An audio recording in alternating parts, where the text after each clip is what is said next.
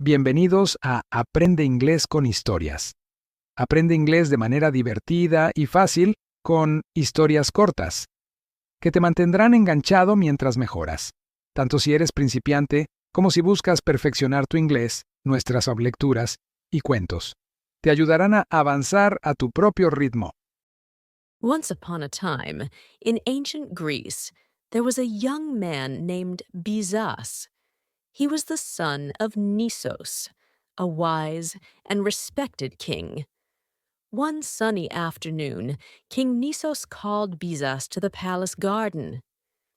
"My son," he said, "you are strong and brave. It is time for you to go out and find your own land.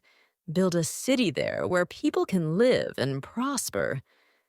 Byzas nodded confidently. "I will do my best, father," he promised. Byzas gathered a group of loyal men and set out on a long journey.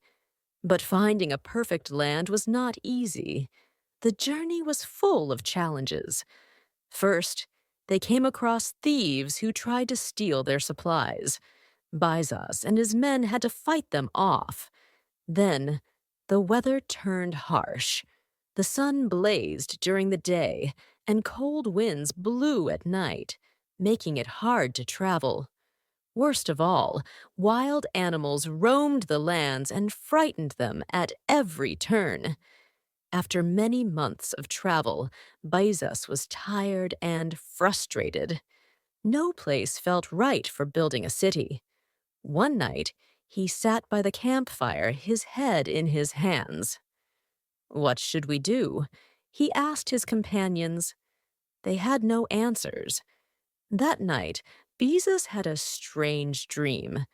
An old wise man appeared to him and said, "Byzas, go to the land where the people are blind to the blessings around them.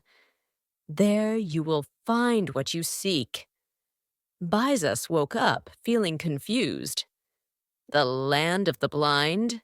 he muttered. "What does that mean?"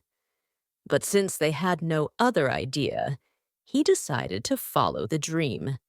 After several more days of travel, they arrived at Chalcedon, a city by a beautiful blue strait. But Chalcedon was a miserable place. The streets were dirty, and the people seemed unhappy. Thieves roamed freely, and there was no sign of prosperity. Feeling hopeless, Byzas climbed a hill overlooking the city to clear his thoughts. From the top of the hill, he looked across the strait. What he saw took his breath away. On the other side of the water was a land full of green fields, fruit trees, and sparkling rivers. Healthy animals roamed freely, and the land seemed peaceful and full of life.